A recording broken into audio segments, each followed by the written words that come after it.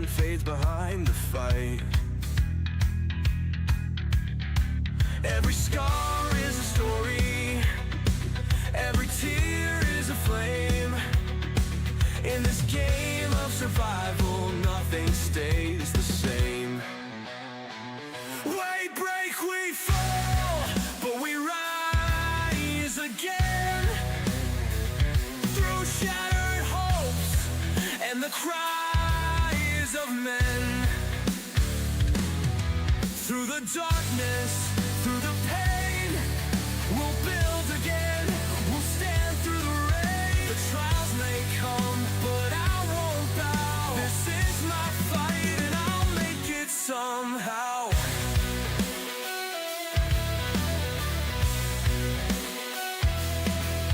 The road is long, the nights are cold, but the dreams I carry burn like gold. In the chaos, I found my place, a spark of hope in the empty space.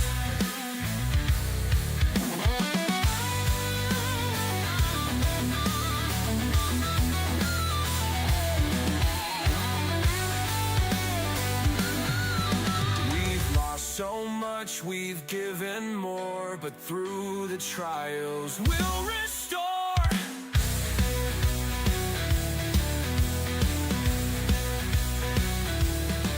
Through the darkness, through the pain, we'll build again. We'll stand through the rain. The trials may come, but I won't bow. This is my fight and I'll make it somehow.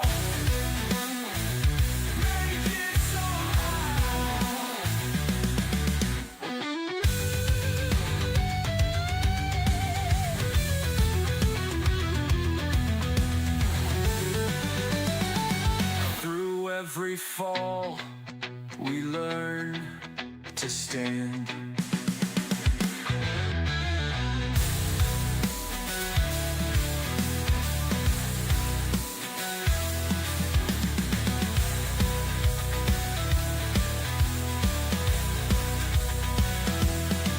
Through the darkness, through the pain, we'll build again. We'll stand through the rain. The trials may come, but I won't bow. This is my fight and I'll make it somehow. Make it somehow. Make it somehow.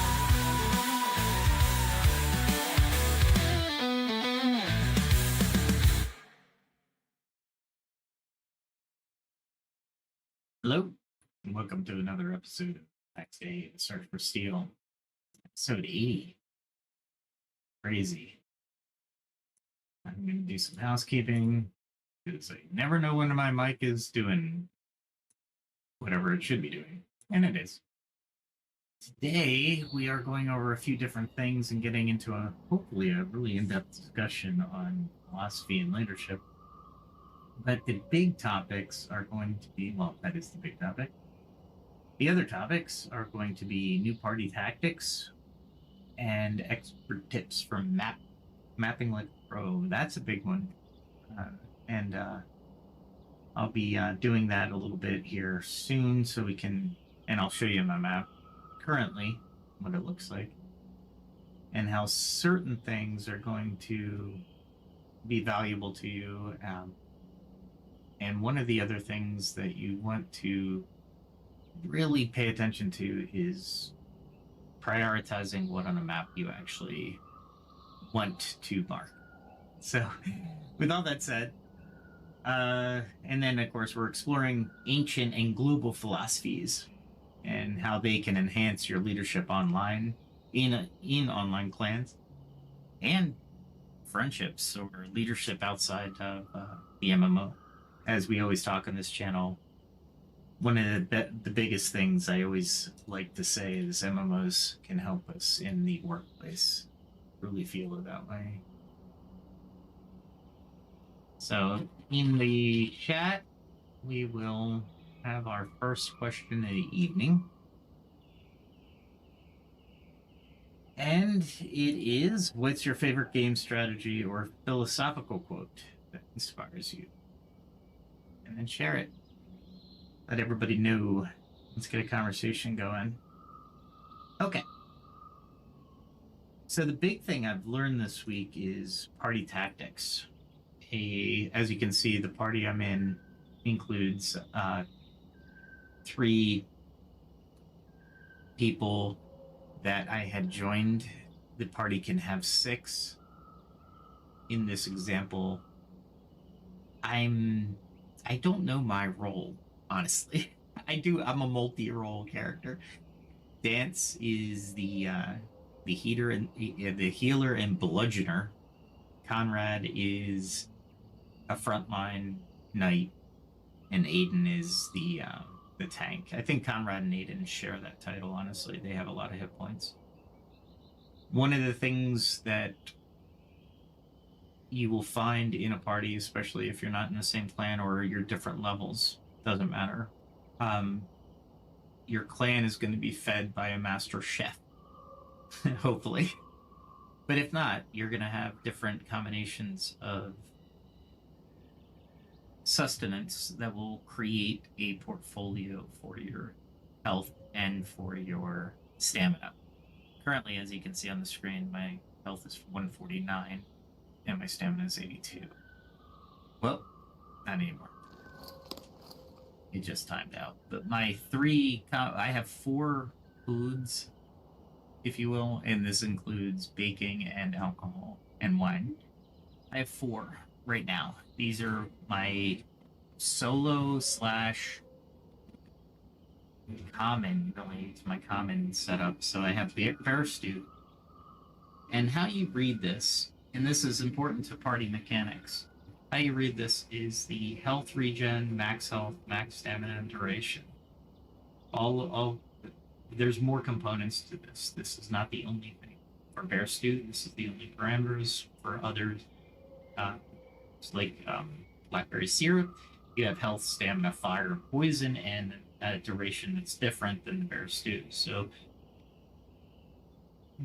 I can't stress this enough. You have to communicate with your party to understand where their food timers are before you enter a major combat and get their opinion on if they're going to have the full health and stamina through the entire combat. Yeah, the Pax Dei is pretty layered, and I think that's really cool. I would say it lends itself to quick or spontaneous creations of parties with people you know or people that you meet, and it really excels at the strategist in your clan or someone who you meet who can provide a role for everybody in that combat. Now, when you get in combat, it gets kind of chaotic, and maybe in the future I'll ask one or more of the party that I currently am in if they'll join the podcast. I have to figure out the controls for OBS and such to get their Discord into a channel, and then so everybody can hear the conversations between the all the players, right? Because they're strategic once you get into the combat. Many times you'll want to know which direction to attack from, the strategy to go after certain classes of characters, like there's mages in the how are they called? The Inquisitors. So you have the mages, you have the long range bow, the long range attacks for bows. You have knights that have hammers. You have footmen that try to stun you and kick you, shield bash you. Yeah, and then you have the named or the bosses of the area, and they have power, speed, or a combination of different things, but they're surrounded usually by the underlings. So keep that in mind as you're looking at your food. Food is very important in this game. You don't die because you don't eat. thank God. However, it is important when you for your stamina and health travel. I have it. This is the farmhouse ciders for my travel, or for mundane for tasks that require stamina. For example, mining and woodcutting. They require stamina. So you need a high stamina if you want to continually farm the material. My combat selection is the bear stew, the blackberry syrup, and the fine venison sausage. Now, once again, if you're in a clan and you have a master cook or a cook, they're going to have a level of cooking that provides a menu, if you will, and depending on their level, they're going to have access to different recipes. Notice I have dressed up porridge is my highest. So if you look at the pips on each item, that'll tell you how advanced or how good they are. A lot of times, I wouldn't say for now in early access, there are a few things that the pips kind of, you're like, it's okay.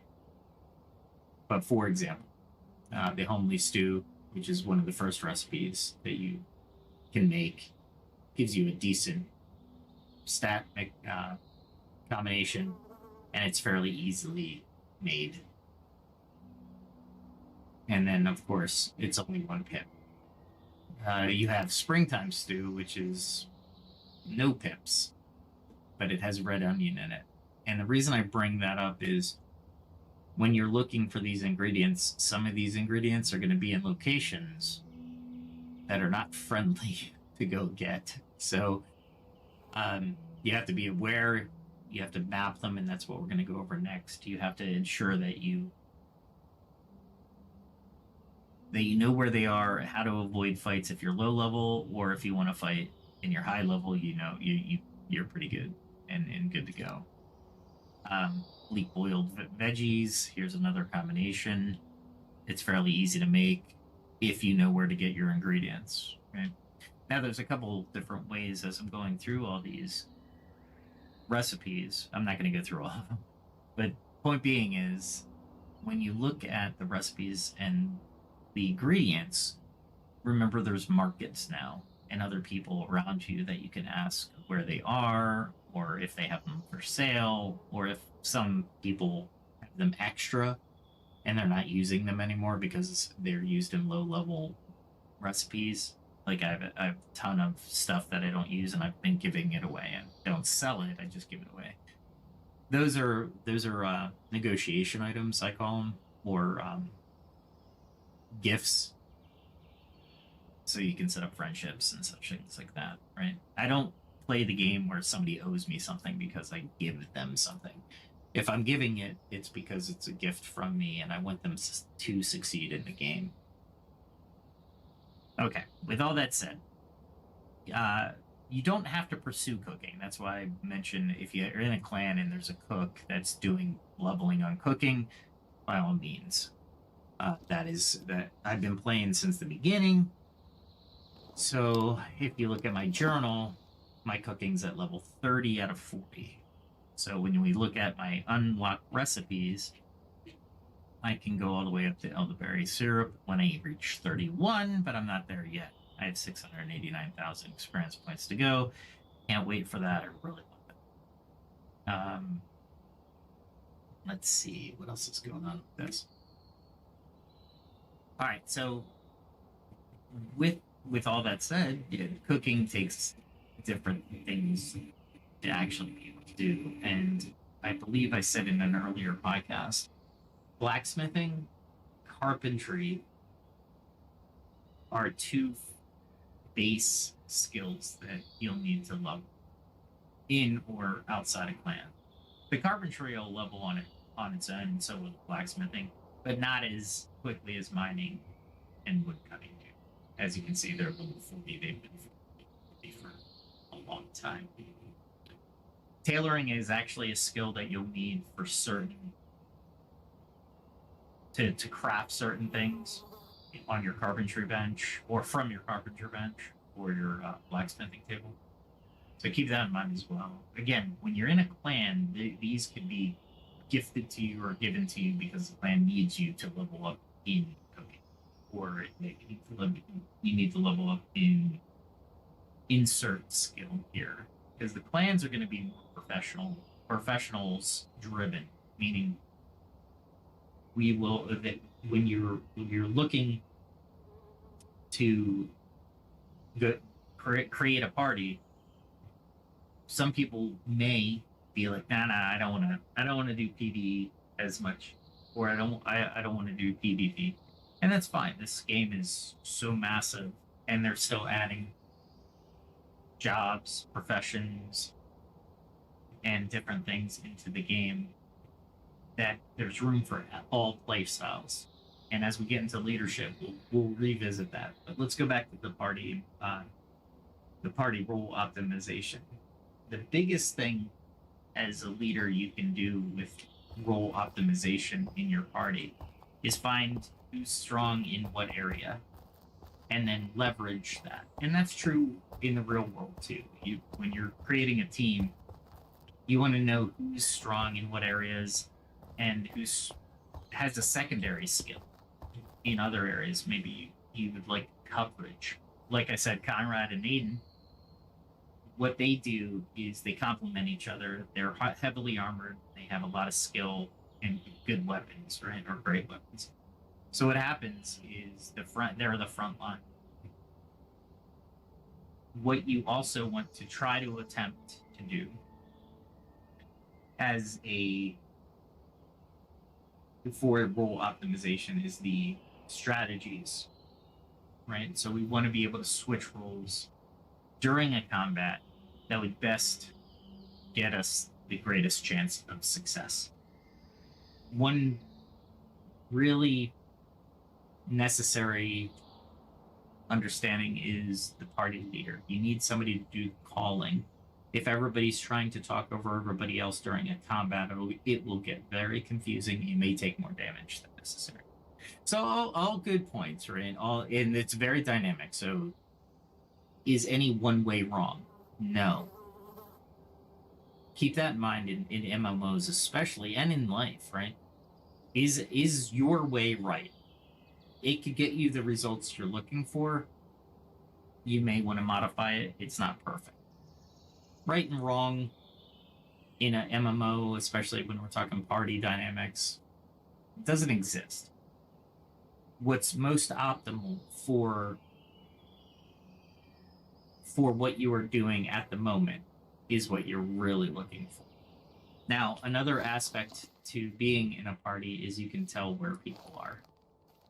And I can tell you right now, Conrad and Dance are I think they're in that cave with Aiden. So Aiden's in there. So they're in the cave and they're pretty deep in, because I talked to them before the podcast. I'm all the way up here and they can see me. And you can see everybody on the map that's in your party, no matter what location they are and no matter which border they are across. For example, if I were to go to another area of the map outside the borders of Gale, you would see that they would see me and I would see them. Okay, let's see.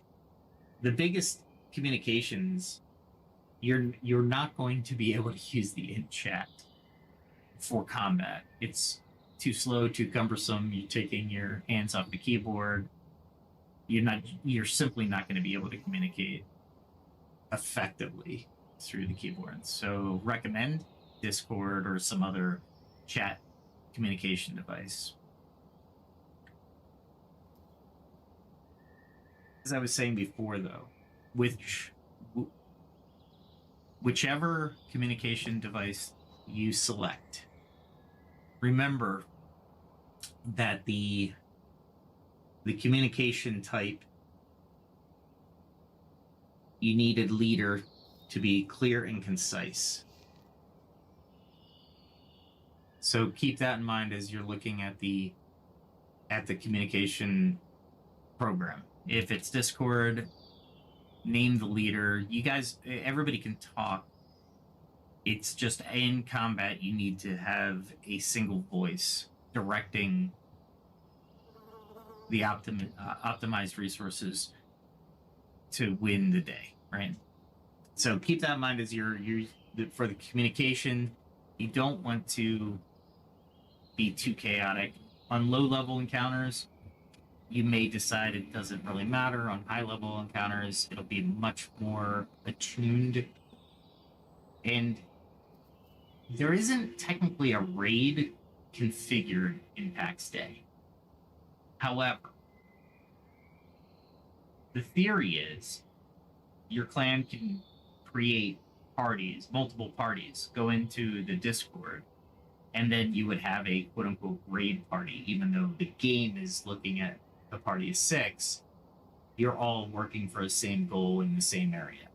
So in larger clans, there actually might be an opportunity to combine party to party tactics for bigger and bigger bosses. There is rumor about a wyvern going to be again like a final boss, and I have a thought that if you're not a high level, and I think they're gonna get a level 80, but I'm not sure. Right now the cap is level 40. The devs will probably expect you to have multiple parties attacking the wyvern at the same time. That would give you the best chance of success. So I don't know of any creature today that would need multiple parties. One party could pretty much clear most low-level dungeons. But as you get into higher level dungeons, that may change. I haven't been there, so I can't speak to it. Let's see. One of the biggest things or common challenges for leaders or groups is direction picking. What you don't want is disagreement on where you're going next, which direction to go. If somebody is leading and you as a party decide that leader is you're going to follow that leader through the dungeon or listen to where they're going in their commands, that's fine. Like I said, there's multiple ways of communicating, especially direction and where you want to go. Ultimately, where you visit, what path you take to visit there, etc. If anybody starts to disagree, just take the time to ask why, right? If you're in combat, it'll be more difficult, but if you're outside the instance or outside the camp, etc., before combat, take the time to look at or to listen to the concerns or strategies of other players. Again, this is if you as a group determine that that's okay. Some groups I have had in the past, especially EVE Online, you do not talk. You just listen. Those are not as fun. Some people have a lot of fun with those type of groups. I don't. And in EVE, though, you could get groups of 500 plus players in a combat. So the level of command at that point is a little bit different than small party tactics. And as you grow as a clan or as in your MMO roles, you'll come to find different ways of approaching different tactics. Okay, let's see. One of the things I love about Pax Dei is resource shortages. So theoretically, you could have somebody that can't fight, that doesn't have the armor in your party, but stay back far enough where they're not going to get aggroed, and just be the person with the extra weapons and the extra shields and the extra potions. Theoretically.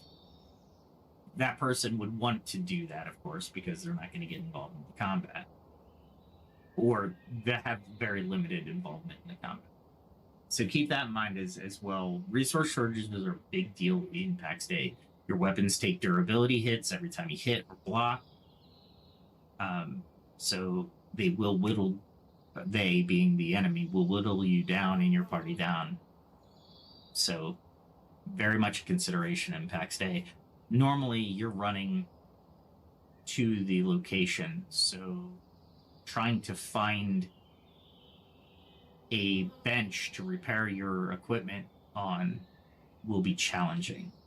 The good news is the Pax Day developers have coded the advanced benches or even the basic benches. If you can get to somebody's plot, you can use the benches that are available to you. And that's pretty much every bench. If I were to go to somebody's location and go to their weaponsmithing, I can perform repairs. So one of the strategies that you might want to do is scout out the area around the lands or the area that you're going to see where the closest PC is and if they have the appropriate bench to repair your equipment. All right. Ambushes hardly ever happen in Pax Day. The only place I can think of those quote-unquote ambushes happening is the PvP area, where you're against another human party.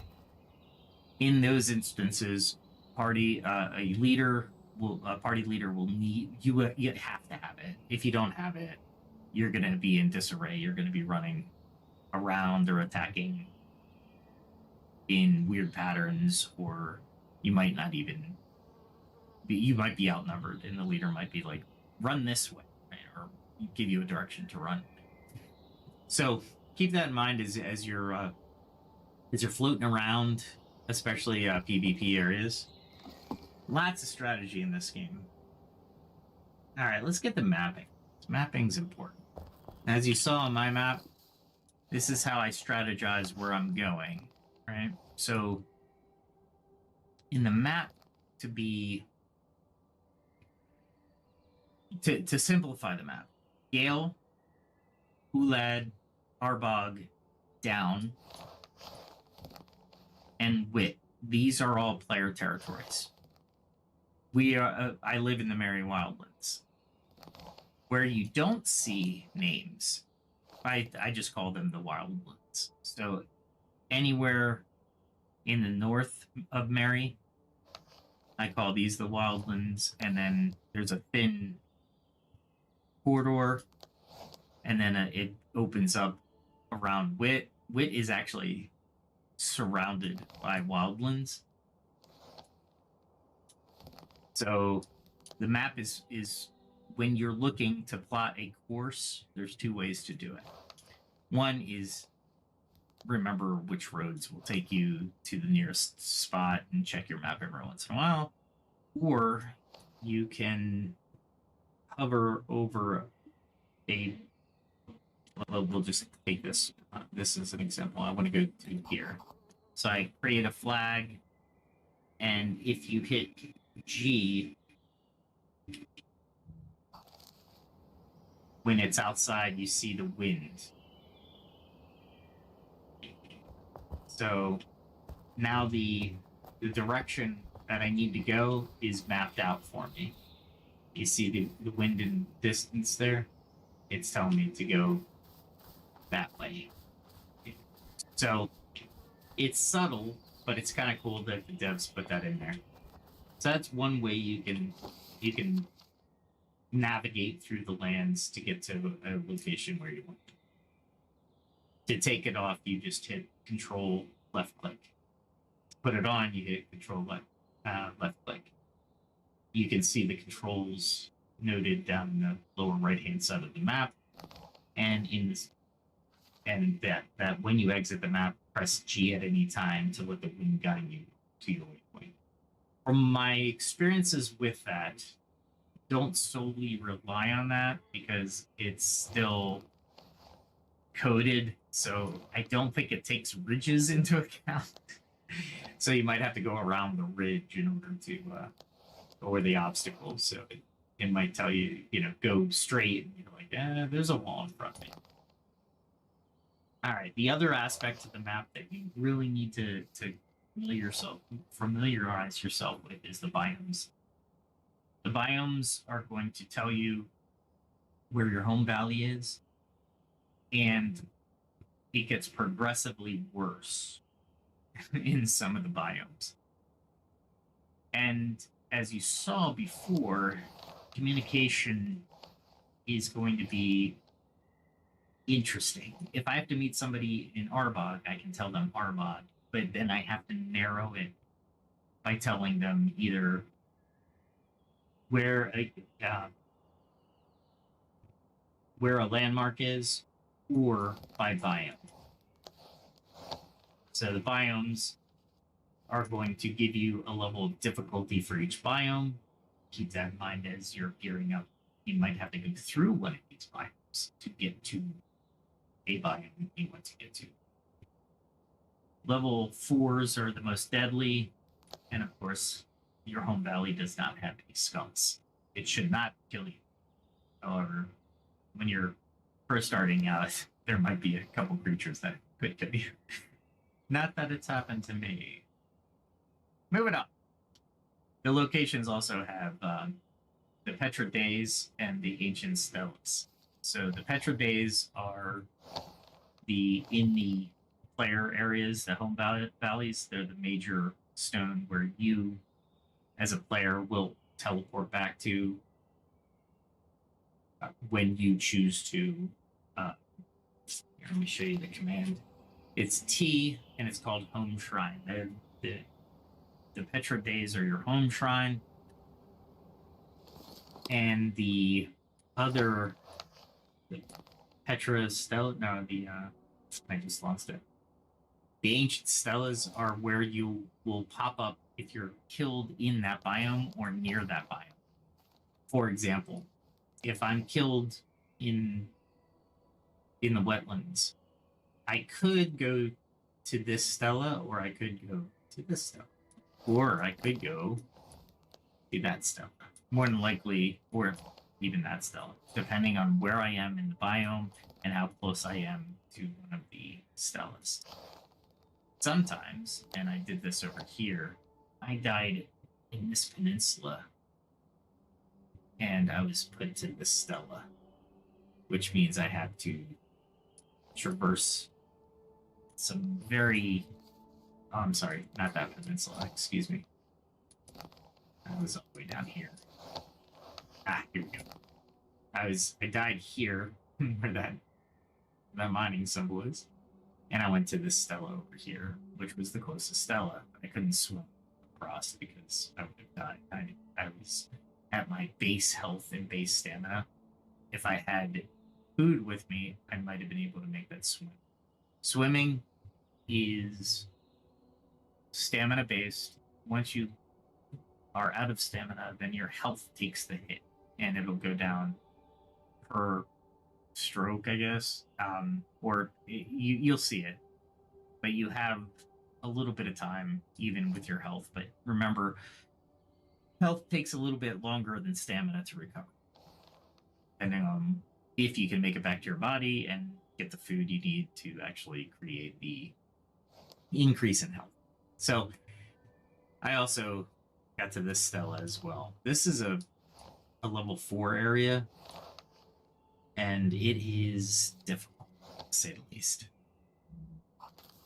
So, with that map overview, we can go into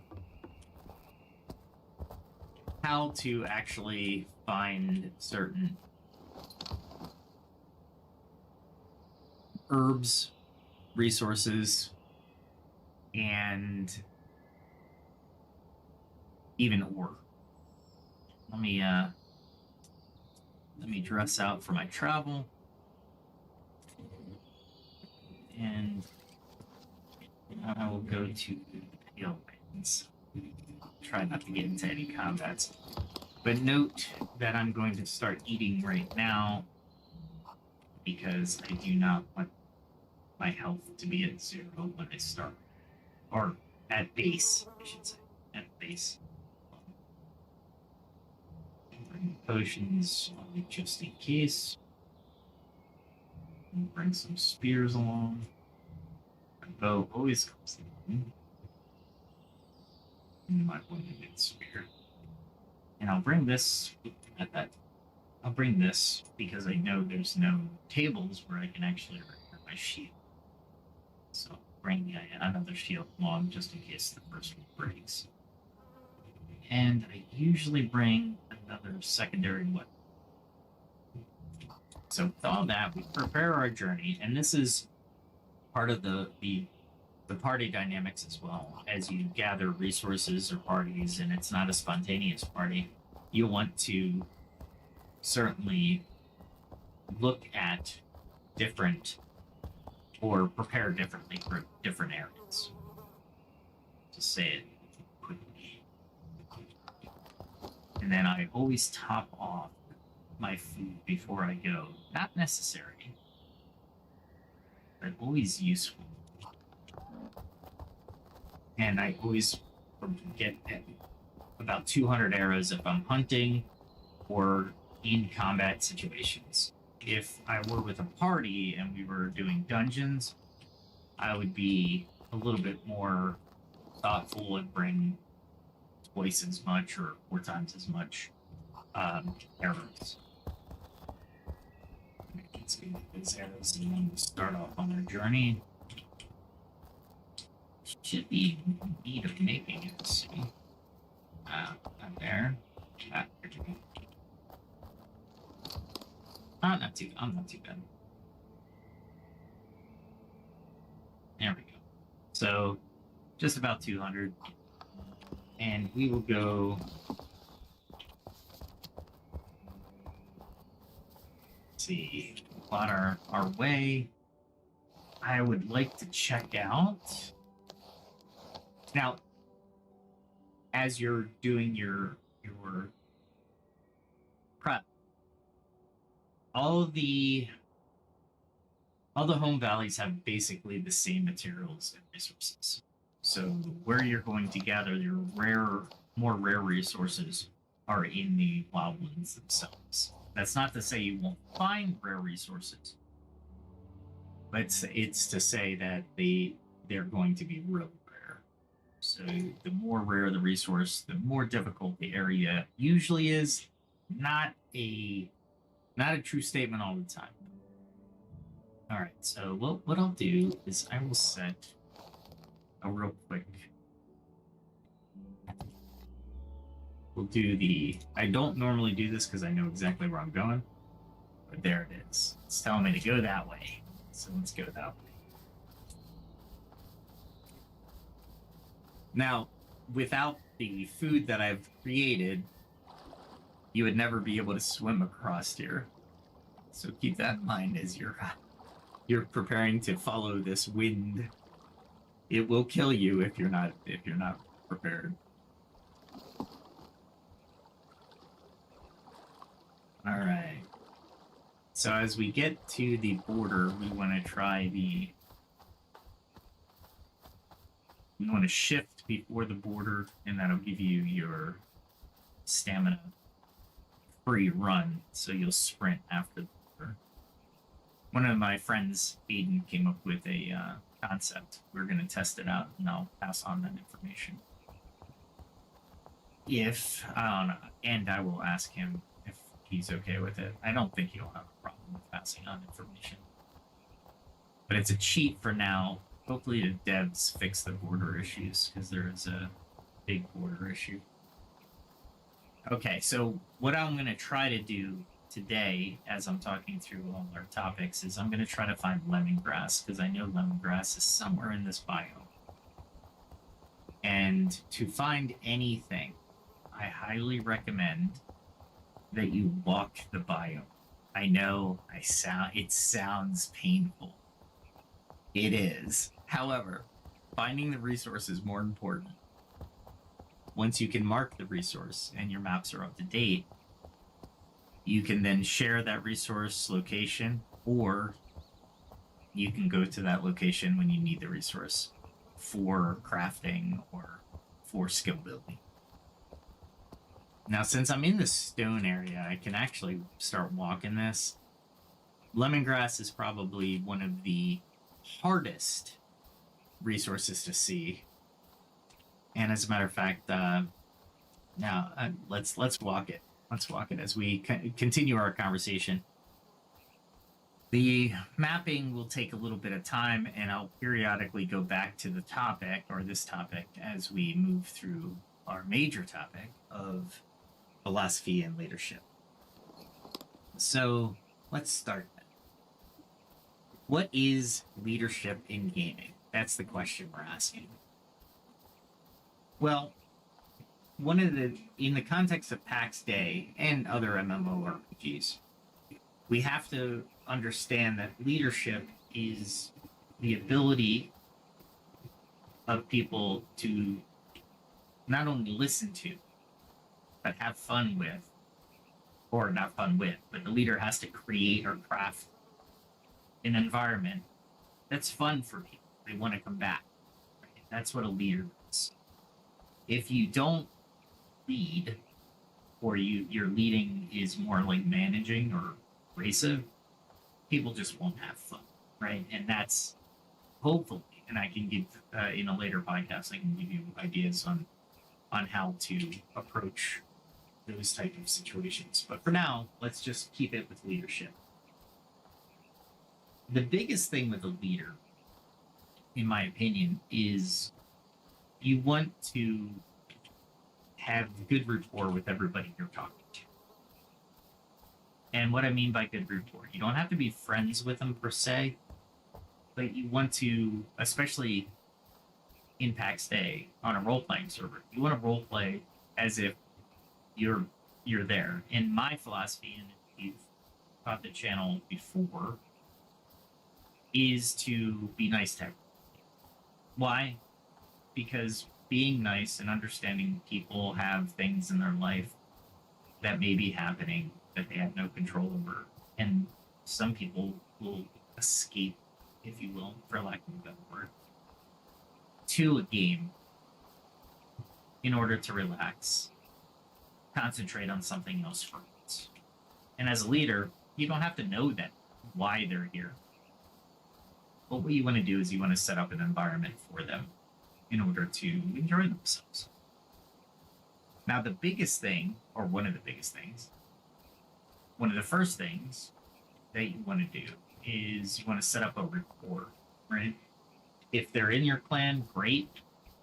Then we'll talk about clan makeup and hierarchy, depending on if you're a small clan or a bigger clan, or just being solo like I am. One way we can really start to teach ourselves about leadership of other people and apply this not only in game, but also in real life.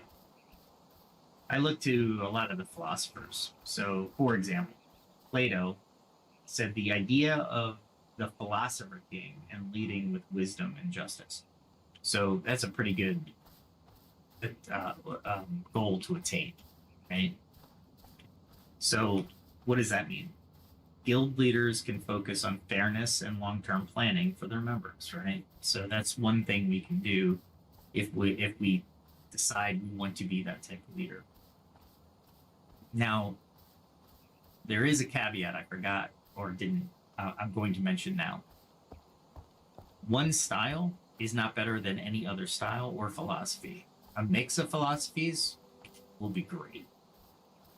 Knowing when to apply a philosophy is the sign of a great leader. Getting to that point is called learning. Everybody does it, even me, and I'm still learning. So when you're starting to apply certain aspects of philosophy, know that you may apply them incorrectly or at an inappropriate amount of time or inappropriate time. And that's okay. Let people know by communicating with them that you were trying something, it didn't work. If you need to apologize and move on. If they still are miffed or have issue, we can talk about conflict resolution. It's a bigger topic. All right. So Aristotle said, practice wisdom in decision making and understanding human behavior. So you balance the needs of your individual players with the goals of the group. That's important, especially in a freeform RPG. Right? You don't want to tie people down with the goals of the group so much that as they don't attain their own goals for the game. People play because Pax Dei is an amazing game. It's beautiful. And in a role-playing server, you might want to be the best blacksmith ever. But if your leader is asking you to do stuff other than blacksmithing or other than attaining the materials for blacksmithing, then you might have issue, right? Oh, here's a good example of mapping, by the way. I have blackberry and I have oats. When we look at the map, let me remove that. Wrong button. There we go. To remove it, you just hit Control left click. So when I come over here, I'm going to zoom into the maximum zoom. You can see the Stella over here. I am in between both resources. So if you wanted to be precise, go to the middle of the resources, hit the map, hit Control, right click. And then currently you only have a few different iconography. Again, this is early access. Don't be too harsh on the developers. They're still getting things together. As you can see, there's nothing like blackberries, right? So what would I use? Well, in this instance, I'd probably use fruit, right? Now I have that big fruit symbol. Now here's the pro tip. If I go over here to the oats, go to the center of the oats, and I hit map, look how close I am to that fruit. It's going to be hard for me to place another icon. Not that. See, I hit Control right click and I removed the fruit icon. So if they're really close to one another, maybe in this case, I like blackberries. So I'm going to mark the blackberries because the oats I'll find when I find the blackberries. We're good to go. And then I'll collect. You can collect first if you want. It's neither here nor there. But that's one way of mapping like a pro. So now every time that I go to this area and I know that fruit would be blackberries, right? Or I should remember it. If I don't remember it, that's fine too. But the ultimate goal is to provide enough information that something is there that you could gather. Now you don't have to gather all the time, right? You can leave resources behind. These are white grapes.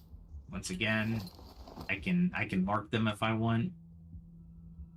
There's no real thing but fruit. If I wanted to, though, I'll probably take this away because I only want to mark blackberries because that's what I'm looking for ultimately. I'll collect the white grapes. Close enough to the blackberries where I could find them again if needed. So that's how you would map at like a pro.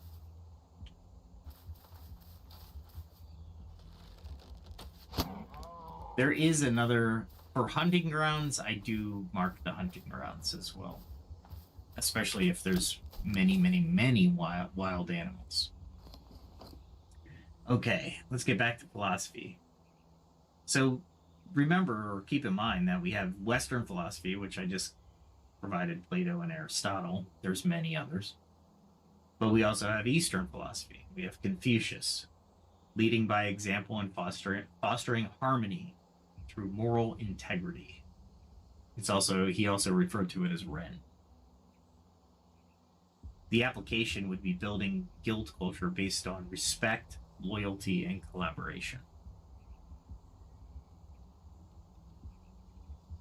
These apply in the real world as well. You may be thinking, hey, I can use this in this instance or in this area. Absolutely. Absolutely. Lao Tzu. I am probably pronouncing that incorrectly, but he did the out teaching. The principle of leading by letting others shine, or wu wei. Basically, you're giving subtle guidance in order to empower guild members to take their own initiative. So you are influencing them, but you're not commanding them. Basically, another way of saying it is you want them to do it on their own once you provide the information to them. Their initiative provides the rest. Okay, Indian philosophy. You got, I'm going to butcher the name, sorry. Chanakya. Chanakya. Who said, and if you don't know the names of certain philosophers, I'll try to give you a little bit more detail. But I did write a paper on this individual, and a lot of people said, a lot of writers compared him to Machiavelli. He was the Machiavelli of India. So strategic thinking and governance is outlined in the Arthashastra. He wrote the Arthashastra. The application, using foresight and planning to manage resources and guild conflicts effectively. Now, in Pax Dei, guild conflicts aren't going to be determined on the battlefield. Unlike other games, you can't just simply attack a guild in the home valley. It just doesn't, it won't work that way. What you will do is, depending on if you want to have, if both guilds are like, let's have some fun, let's meet in the PvP, let's end this.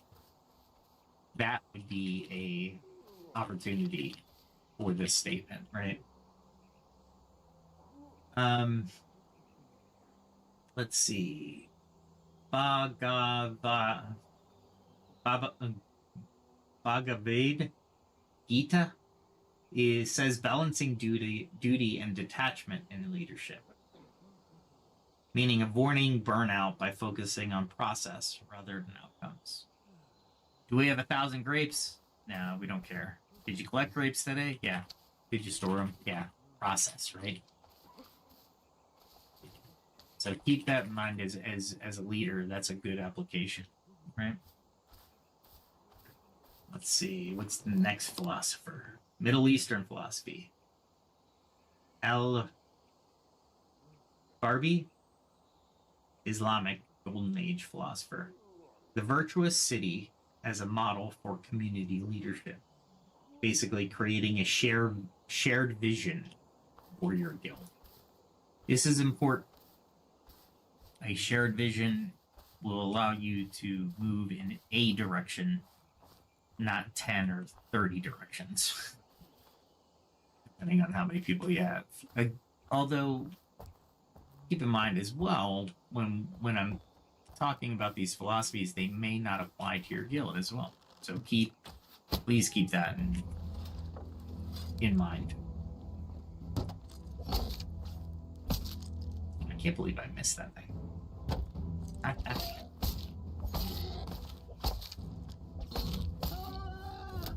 There we go. All right. Sometimes you have to kill things to look for resources because you want to walk, you don't want to run. And walking around them, they normally don't guard resources.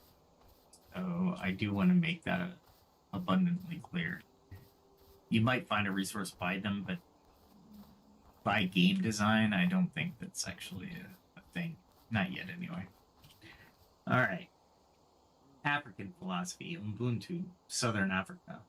I am because we are, emphasizing collective well being, encouraging teamwork and mutual support in gaming communities. So these are complementary to one another. These do not conflict with one another. So when you look at leadership in and of itself, what lessons for MMOs can you use in clans? Well, trust and delegation, conflict resolution, which is always going to be something. Like I said, I'll have an entire podcast on conflict resolution, and building long-term loyalty. I'm looking for lemongrass. And there's a bear jar. I know there's lemongrass over here. I just want to show everybody. I think it's up at the corner, but that's okay. We will walk it and figure it out. It's right by the road too, so it does get harvested a lot. And we might just be on its regeneration phase. All right. So here's the lemongrass. Very hard to see. And on the map, you can see I didn't put it here. So I add it. And that's pretty close to each other, but you know what? Lemongrass is definitely what I'm used in cooking recipes that are higher level. So, is there any over there? Okay. So back to trust and delegation. We need to really think about how we empower members to take on responsibilities. And of course, assigning roles like quartermaster or even an organizer in the guild, and give them formal titles if they were willing to take them. Like I said before, if somebody doesn't want titles and just wants to do what they want to do, and you're okay with that, and them being in the guild, that's fine too. That is not a bad thing. I'm going to mark these just because. But you're mapping like a pro. All right, that's the whole goal of this. Let's see. I have some notes I want to look at as we're going through this.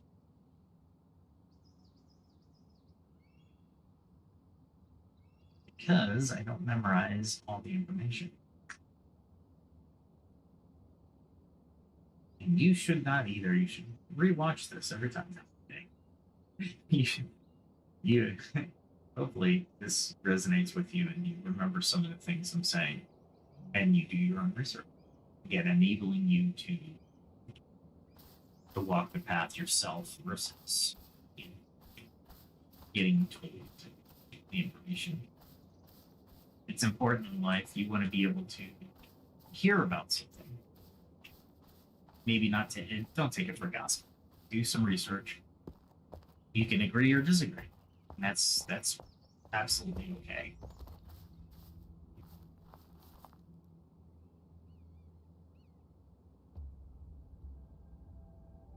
Let's see.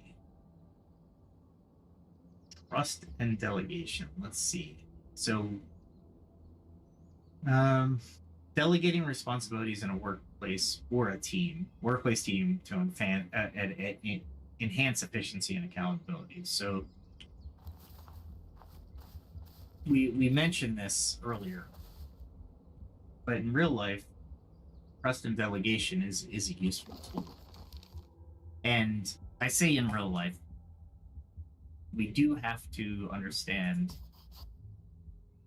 that MMOs, for people who are playing them, they are real, right? They're going to react in a human. They're going to react humanly, right? Or being humans, we will react no matter if it's a game or not. We'll react pretty much the same in real. Very few exceptions, and I think forced exceptions. But as leaders of a team in a company, you still want those roles clearly defined. Guess I did a flower here, which is the poppy. Don't need that. I would rather. It's too close. Okay, that's all right. I know where the node for the ore is. I'd rather know where the blackberry is. And the poppies are literally right next to it, so if I need to collect them at the same time, I can. The map has to get better in Pax Dei. I'm hoping developers spend some time on the map. It's not the best map for gaming, but if they refine it, I think it'll be really good. I don't need time, but time does grow in the stone biome. All right. So just a high level cursory conflict resolution. So mediating disputes over loot or strategy with fairness and transparency.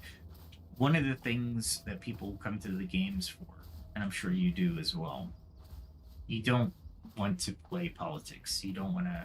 Some people do, actually. Let me rephrase. But as a leader, you don't want to hide things or keep things from your players. It's one way to lose them from the clan or lose them as a friend, right? Because they want to be open and honest in the game. So mediating could be as simple as just having people talk to each other when things come down. There's a lot of different aspects to doing mediation, and we'll get those. We will get those a little bit later because there's a long list. All right. One of the things a leader has to do. Oh, I'm sorry. Let's go with a real life scenario on conflict resolution, because I want to do kind of a comparison between the MMO and leadership within a corporation organization. So real life, we would be using active listening and problem solving techniques to address workplace disagreements. We would do the same in the MMO, by the way. It wouldn't be any different. However, learning it in the MMO will translate directly into your real life, which is great. And that's one of the things I will continue to advocate for MMOs in games, especially games like Pax Dei that are open world that you create with your friends. You're creating the environment with all your friends. So it's important that conflict resolution is performed quickly, succinctly, and so you can enjoy the game. Nobody likes to or wants conflict. It's one of the one things humans just want to. Myself, I do not. I will step up, but because I have the tools, and like I said in a little bit earlier, we will go over an entire episode of conflict resolution. So, a leader should create a shared vision, big for clans, especially small clans that will grow into larger clans. The shared vision may change, may morph into something a little bit more, or it will morph. However, getting everybody on that same page is paramount. All right, let's see. So you want to establish goals for the guild. That's one way to share a vision, right? So you get to share visions and you say, this is what we think we want to do as a guild. We agree, right? And then we look at defining that goal clearly. For example, maybe a clan pops up and everybody's like, you know what? We just want to work on skills and see if we can sell to other players.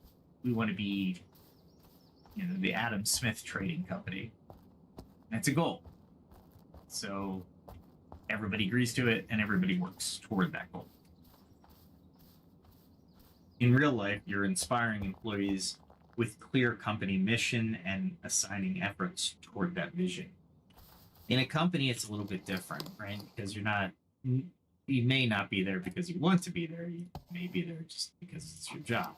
So it's important for leaders, especially in organizations that are large, to speak with the people around them, and create that, or have them understand the vision. They may not like the vision. They may not want to, they may not even agree with the vision. But as a leader, you have to provide that information. And then you use your leadership techniques to guide them to achieving it. All right. There is like no lemongrass in this area. All right. Let's see.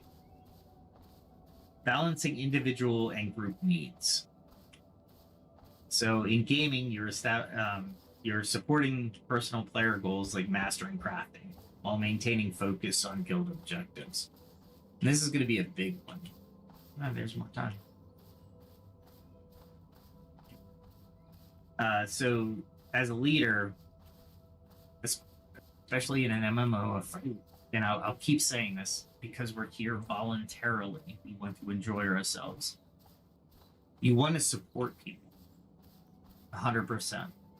There's no room, or very little room, for you to, if they're a clan member especially, to change up or try to convince somebody to do something else. That's not to say you can't mention other things that they could do or could be doing. And the reason I say it that way is because in a game like Pax Dei especially, it's so huge that new players, especially new players, but even players that have played it for a while, like myself, we find out information and we're like, oh man, I never knew that existed. Let me pursue that, or that's my goal now, right? In real life, you're recognizing individual employee aspirations while prioritizing team success. It's a little bit different because you want to navigate a fine line between what the employee wants and what the company needs. Keep in mind, as a leader, you want to understand that, or you need to understand the company's need. Without the company, there is no office, organization, division that you're leading. Getting everybody on board with that vision and seeing if their personal goals align. If they don't, you need to have the conversation with that person. And it's not a bad conversation. Maybe their goal is to be CEO. Well, as a leader, you should give them an opportunity to express how give you a plan of how they want to be the CEO of the company they're working in. Right? And you as long as they're doing their work, they can move toward that plan. I'm just taking a random goal. Not many people want to be CEO of a company. And it takes a lot of work. So keep that in mind as well. Let's see. But back to the game, you really want people to have fun. So if they're not achieving their goals or they're achieving it slowly, you might need a little bit of what's good optimistic conversation with them. Like, I know you're not getting there as fast as you'd like, but here's what it took and here's what it takes. We'll help you get there. And ask them how the clan can help them get or achieve their goal as well. Because it's a two-way street, right? If the goal is to make, I don't know, let's say fletching level 40, the leader would talk with the individual and say, all right, what do you need to do that? And how long is your timeline? Right? Knowing, and the leader might have experience in Pax Dei, which will help provide more information for the individual to achieve that level 40 in a faster manner than doing it on their own. Also, the leader could direct plan resources to get certain resources for the individual, so the individual doesn't have to go run around the entire place wasting time to gather the resources in order to achieve their level 40. Once again, I have to say, Pax Dei developers are not looking for a jack of all trades, master of none, or master of all. Technically, a lot of games that's what happens, right? What they've said publicly and on Discord is that this game will take years to achieve mastery in certain or high levels, right? And you're not going to master everything. You might master a few things, great. If you play long enough, you might master everything. But for the most part, you're going to have a role and a profession within a created Pax Dei society. And a good leader, will have that conversation with people and take them aside and say, I'm totally on board with what you want to do during the game. We'll try to get you there. However, give them the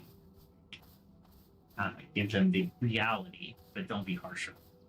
Say it might take you a while, even with our help, right? So this, that's on that.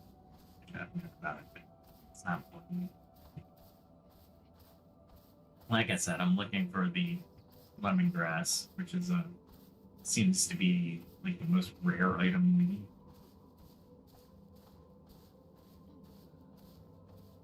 I walk through these bushes sometimes, like, the resources in these bushes, and it's impossible to see unless you walk through it. And that's even when the icon, the avatar, is not lemongrass. When it's other things.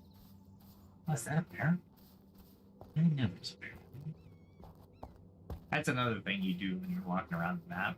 You find stuff that you don't really see because you're not focused on where you're running, focused on other things around you or everything around you. Okay. There's only one spot of lemongrass in this entire biome? That can't be right. I'm sure I didn't hit all the spots, but I'll come back and I'll do this a couple times. So remember that, like anything in Pax Dei, which I just said, you're going to have to take your time on. And remember your food. That's your one. Building morale and engagement. That's a big one for a leader. So celebrate the guild milestones. Everybody levels up or somebody levels up, cheer for them. If you have the ability to broadcast it to the rest of the clan, broadcast it. Hey, so-and-so just made level 20. If you're role-playing guild, let them know that, try to role-play it. Like, hey, so-and-so is it advancing in his skill on leatherworking? Is it advancing in his skill on alchemy? You won't know the level, but you can go to that player and say, "Hey, can you make me this?" And they can tell you, "Well, I can I have a moderate chance of success with that, but yeah, I can. We can role play through that," which adds to the experience. And as a leader, you want that to occur, especially on a role playing server. And if you have a good role playing group, it'll be a lot of fun if you intermingle those types of statements. In real life, acknowledge the team achievements. So we talked about this in an earlier episode. My initial thought is through rewards or public recognition, but that's not that's a whole another conversation. There's ways to provide those acknowledgments for players, or I'm sorry, excuse me, for people who achieve the team. If the team achieves something or individuals achieve something.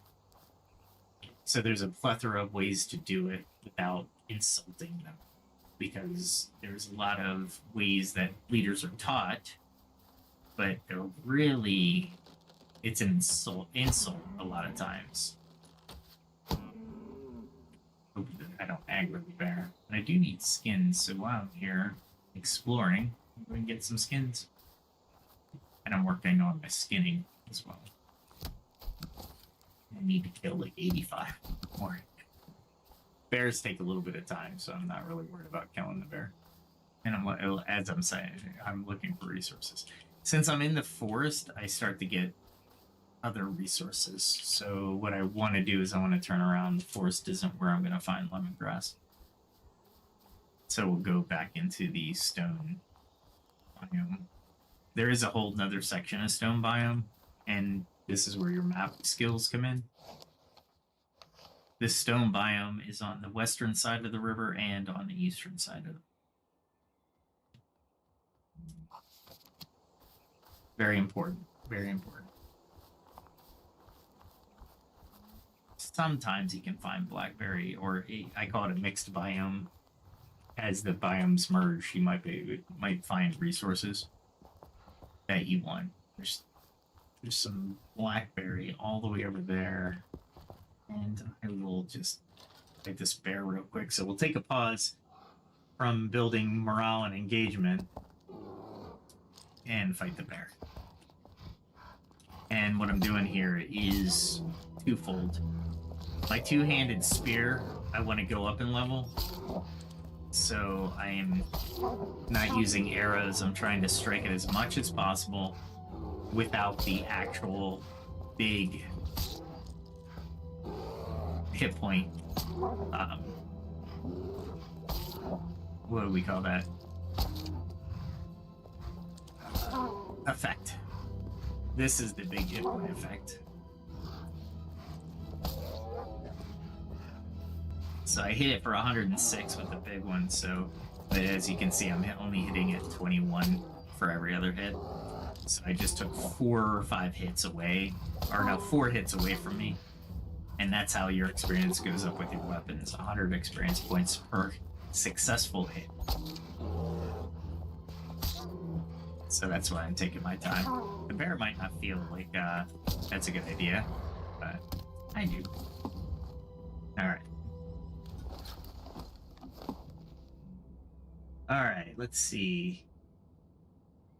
Let's throw in the chat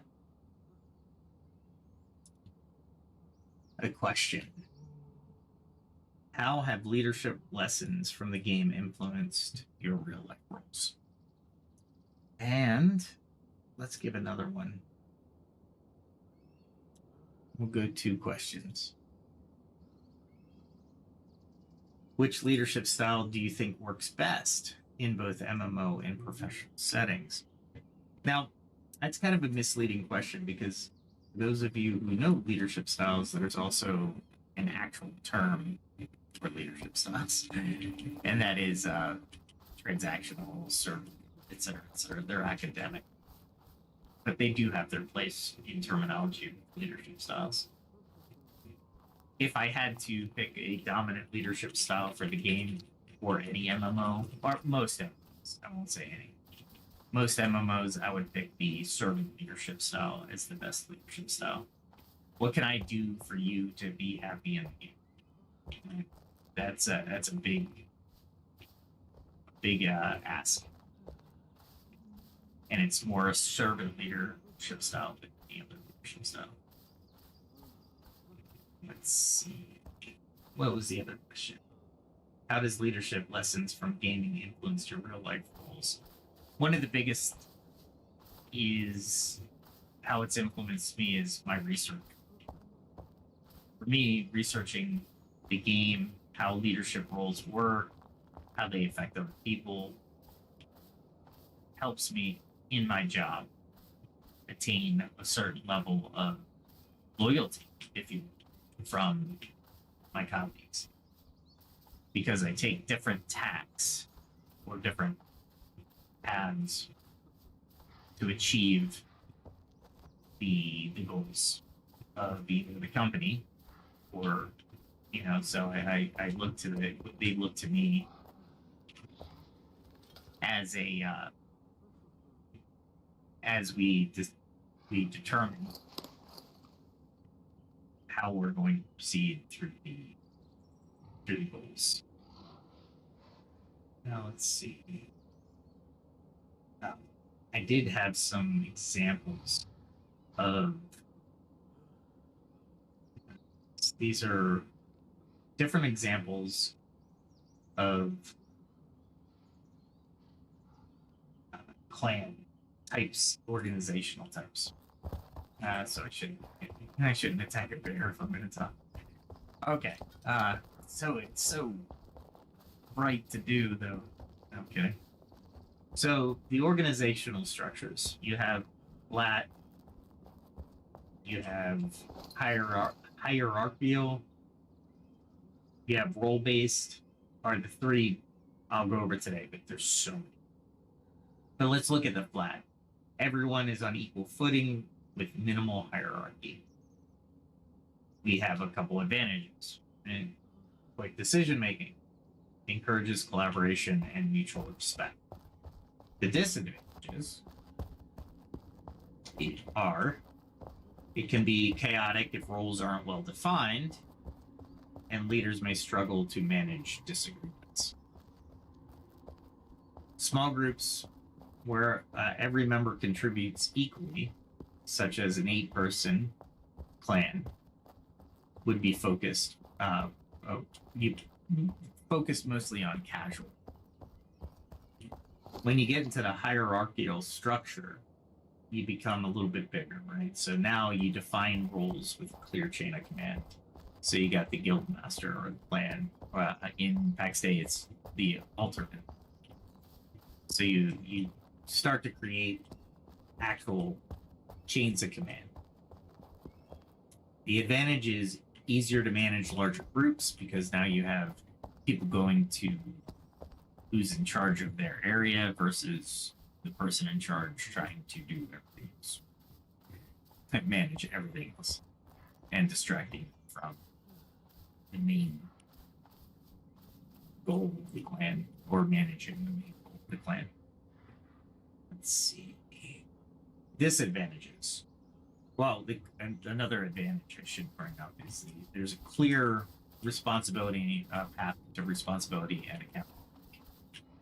Right, so that's a big part of me. That's a big advantage to hierarchy.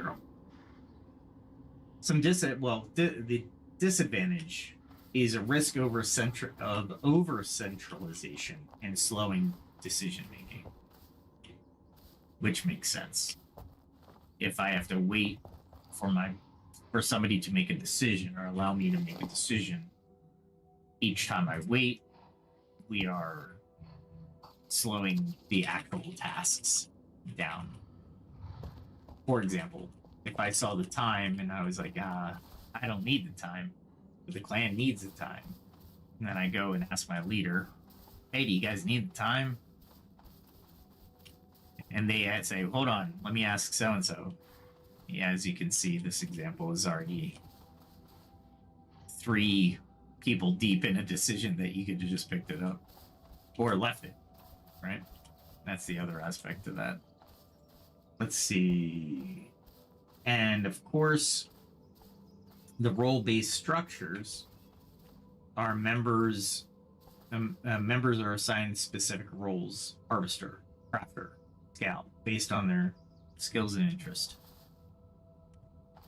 So all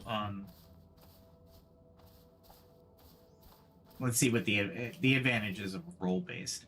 Minimizes individual strengths. I'm sorry, maximizes, maximizes individual strengths and reduces overlap and inefficiency. Which is, if you think about it, a really good thing. If you have 10 people trying to get a common resource that you don't need to spend time getting because it will be exhausted and not used again, or it doesn't have a use for somebody else, then you have all this extra resource that you spent time and people, manpower to gather, and you didn't need to. Not a bad thing, but just not, well, for bigger funds especially, not a great thing. Disadvantages. Requires strong communication and planning. And with that, I'll let that simmer. I'm going to take a small sip of my Zevia, a non-sponsored spot.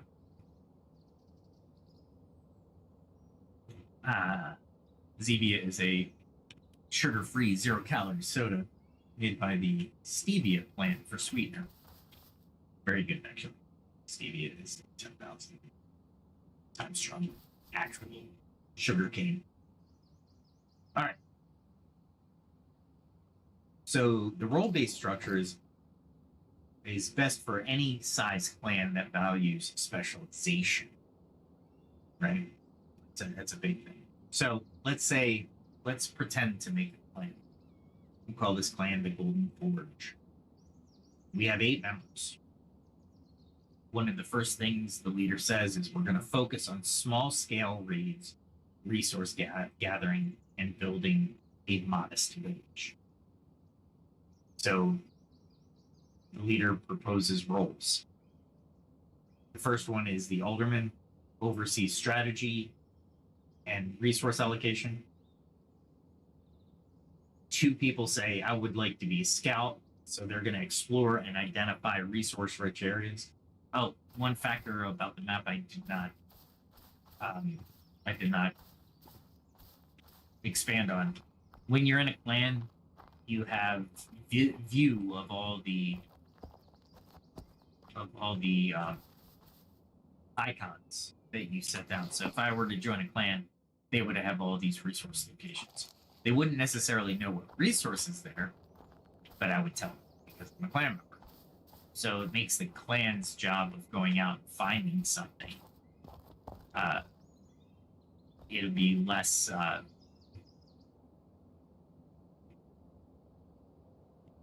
work for your scouts, or your scouts can go farther and know that they would go to areas that aren't already scouted, right? So it actually makes them more efficient as well. Then maybe 2 people are like, you know what? I'm just going to collect resources for crafting and trade.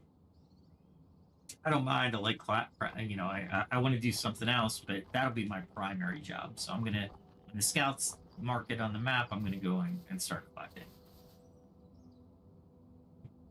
One could say, I'm a crafter. Then they create the gears, tools, and trade goods. In Pax Dei, like I said, this is a fake one. More than likely, you're going to have more than one crafter.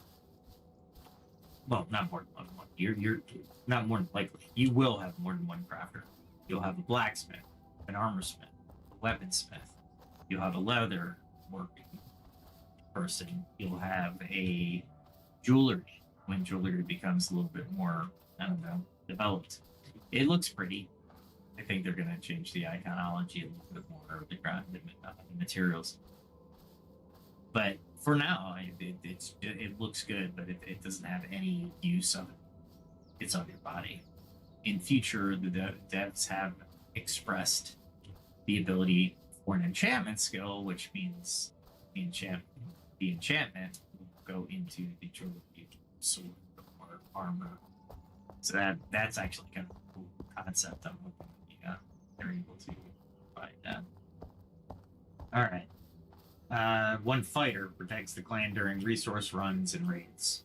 So in this case, I already don't like the build of the clan, but let's since this is just an example, let's just say we have 2 harvesters and 1 fighter. What if the 2 harvesters go to separate locations? Then the fighter's like, who do I protect? Probably the one that is going to the most dangerous place, right? However, I wouldn't set up this clan just like that. I just threw it into ChatGPT and said, hey, make a clan.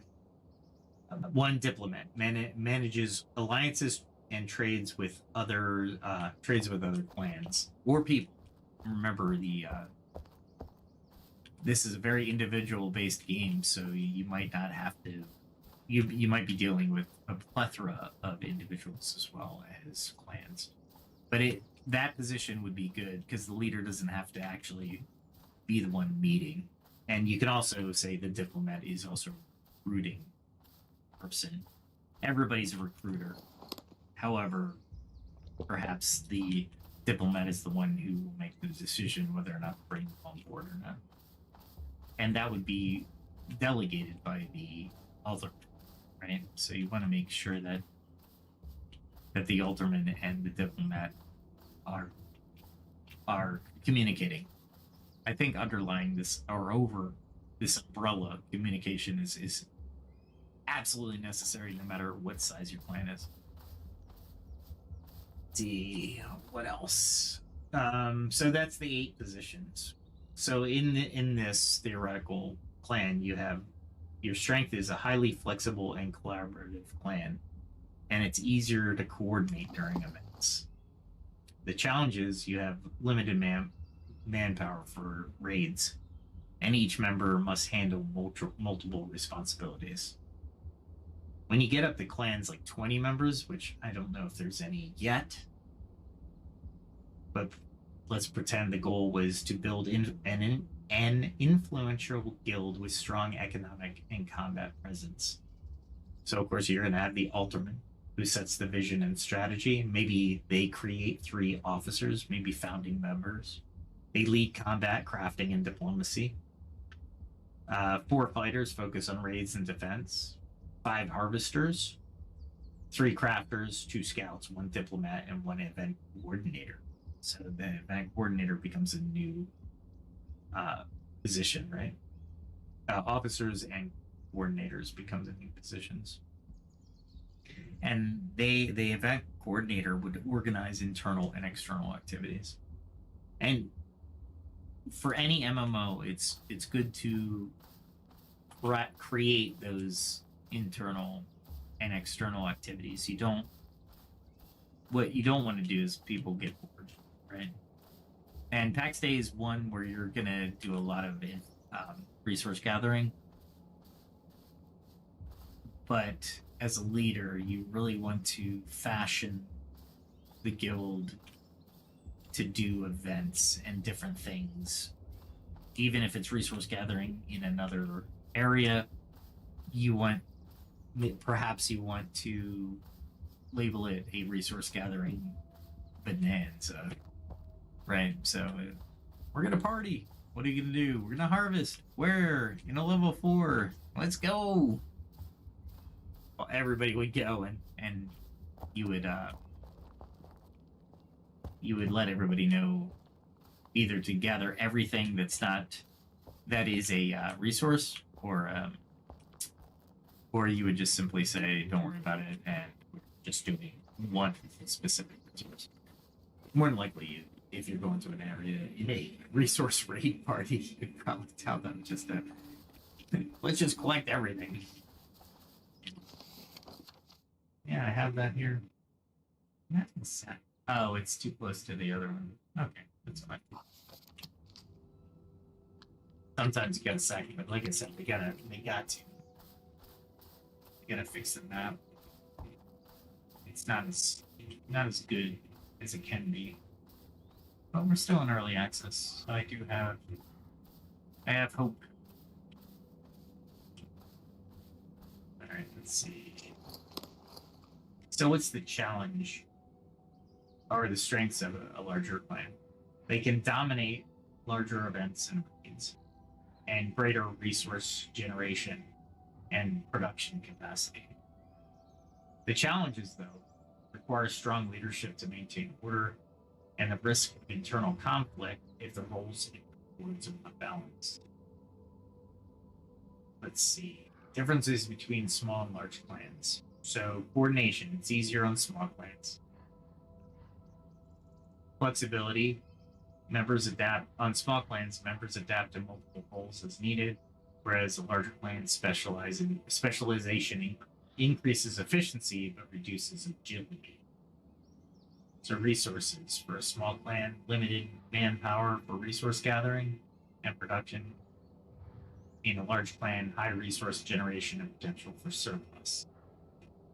Combat capability, of course, the larger clan will dominate larger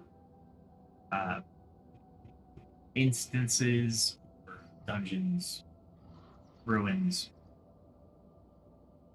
The smaller clan will be close knit with personal relationships, and the larger clan is a more diverse, has a more diverse group dynamic that will require leadership to finesse. And of course, the last one, decision making. The smaller one is quick and collaborative, whereas the larger one is hierarchical, so it'll be slower, more structured. So that's the real rundown of an organization, right? So you have small organizations, you have large organizations.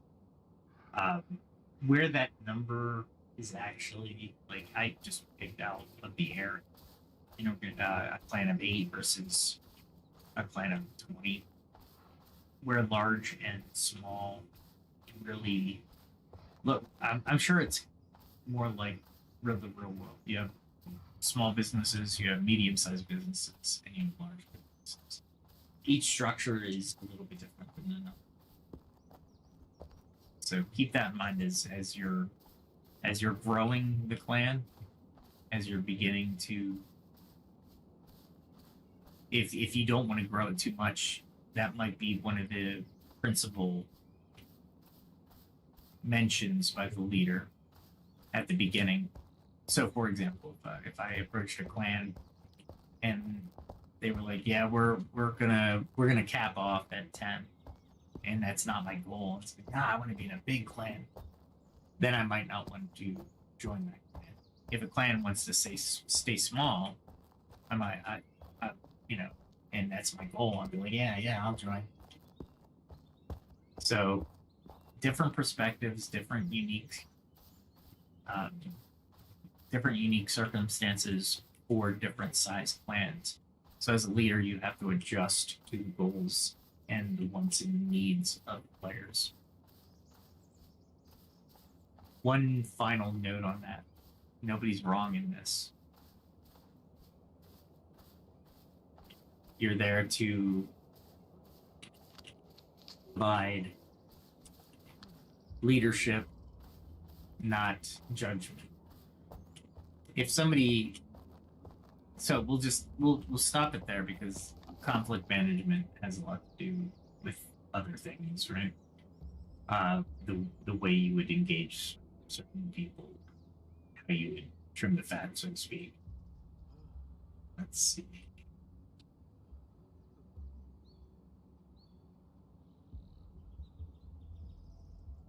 All right.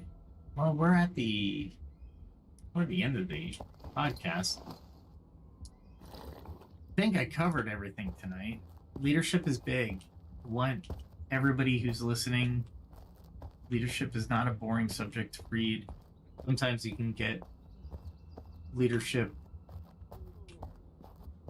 ideas from this. And I find myself actually looking at or reading stories and wondering how that leader could have done something better, right?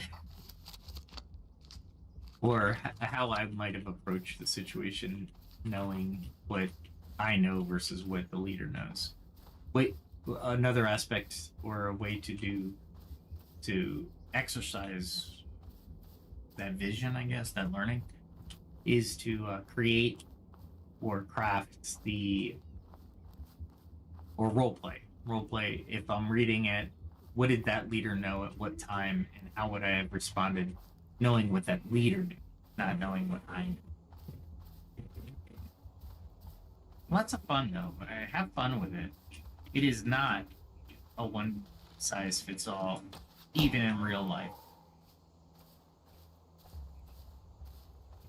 Be careful with MMOs because they translate directly to real life.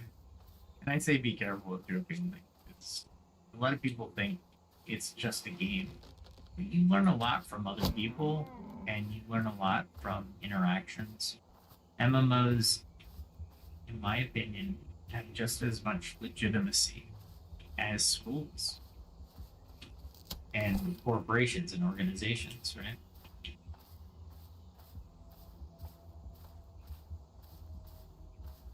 All right. With all that said, how did you enjoy the episode? Leave a comment. Let me know what you thought. I thought I had one person in chat. I don't know if they're still there, but they have a really weird username. They said they kept getting kicked, so I'll check that with YouTube. Hopefully, it's not a if it's a bot.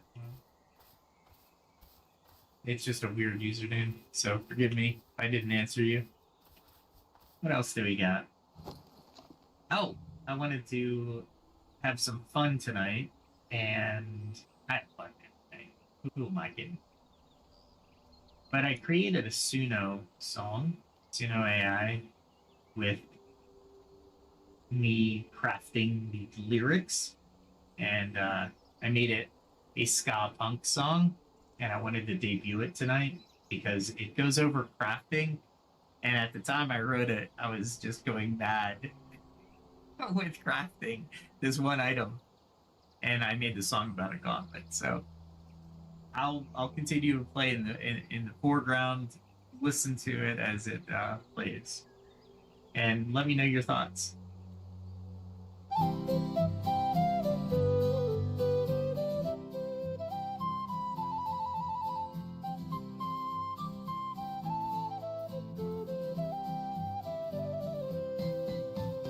Hills and glens, I make my way for ore to mine, for beasts to slay.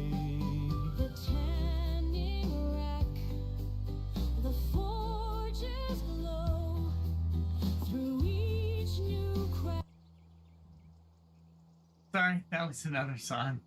That's not the one I was looking for. I was like, what the heck is that? Oh, I know what I did there. That was called Song of the Forge, and that was Celtic folk, and it turned out really good. Maybe if you like it, put a thumbs up. But no, it's called the Gauntlet Blues, and I don't know why I did that. All right, I think it's this one.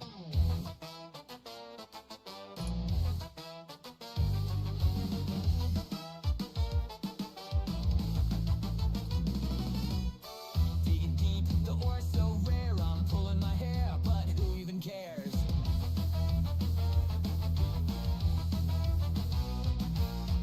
Hunting wolves till my legs give out. This crafting grind's what life's about.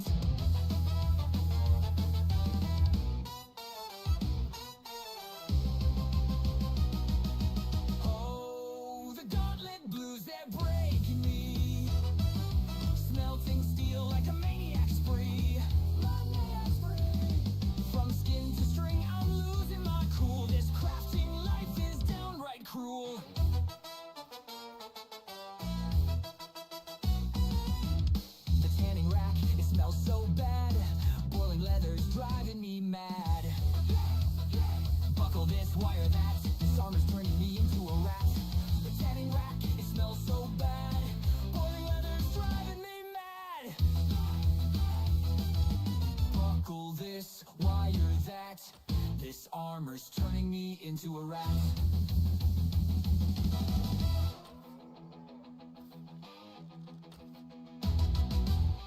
I'm running through biomes, I'm losing my mind. Mining at midnight, what will I find? The forge is laughing, the anvil's loud. I'll finish these gauntlets, then I'll take a bow.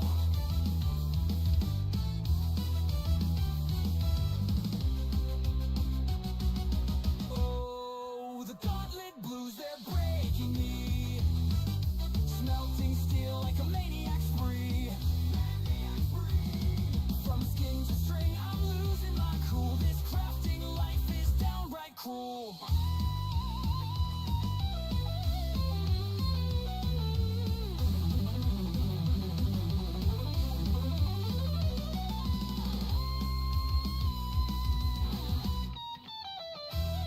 Next time, I'll just buy the gauntlets.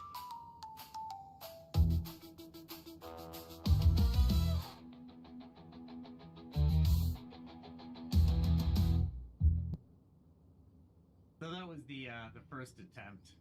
The second attempt I thought was a little bit better, but I won't bore you with that one, as I might have picked the wrong one. That's okay. That wasn't a bad one, but the one I was thinking of was just.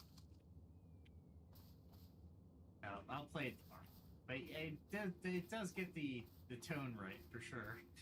So just keep that in mind. When you're playing this game, it does go a little bit mad. You go a little bit mad with trying to craft something a little bit more complex, because you have to go get all the components.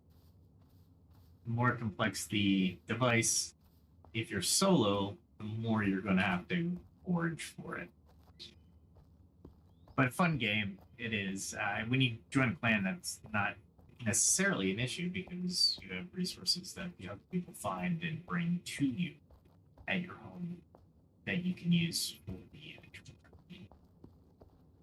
but fun song, wrong song, because I made two of them. The first song I did was better. The words are the same, the music's different. Sunue is good, but it's not that good. It's still good. That song wasn't too bad. That's why I let it play. But I will play the other one tomorrow. And I will be back tomorrow at 8. So please hit the like button, hit the subscribe button, share the show with your friends. And what else do I want to say? Leave a comment. That'll be fun. Yeah, that's that's funny. The comment section. It's actually Aiden from the game. He visited the podcast. Thank you, Aiden. All right.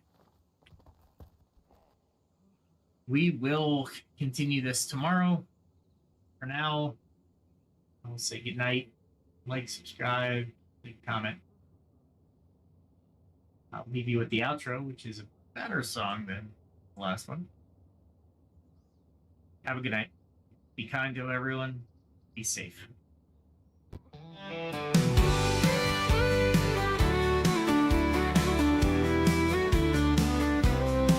With every step, a lesson learned. From fire's heat to the fields I've turned. The blade and bow, the forge and flame. I sharpen my skills, I play the game. Each day brings a challenge I must face. I train my hands with careful grace. From alchemy's art to the hunter's way, I'll find the strength to seize the day. I carve my path, I walk the line, in the shadow of the ancient sign. Through trial and toil, I'll find my way, learning more with each passing day. The skill of survival, the will to thrive, in a world where the strong survive. I'll face the night, I'll take the chance. I'm ready to fight, to learn to dance. For every strike and every fall, I'm building my strength. the heart of the wild and the calm of the night, I gather my skills, I'm ready to fight.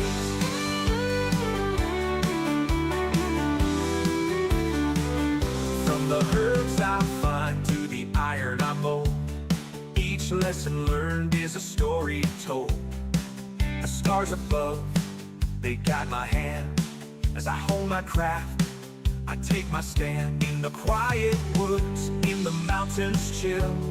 I push myself, I shape my will with each new tool and every lore. I'm stronger now than I was before.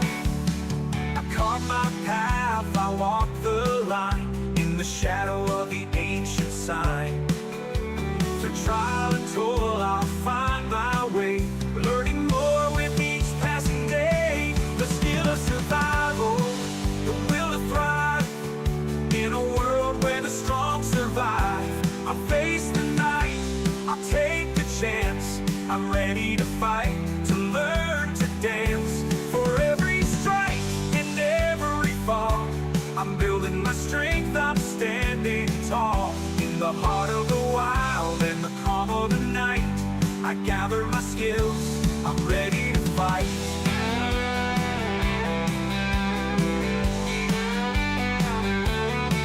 The road is long, but I won't turn back. The lessons I learned keep me on track. With each new skill, the stronger I grow. In the face of the storm, I let my courage show. I've tasted defeat, I felt the sting, but I rise again with each new spring. For knowledge is power, and wisdom the key. I'm forging my path, I'm breaking free. The skill of survival, the will to thrive in a world where the strong survive. I'll face the night, I'll take the chance. I'm ready to fight, to learn to dance. For every strike and every fall, I'm building my strength, I'm standing tall. In the heart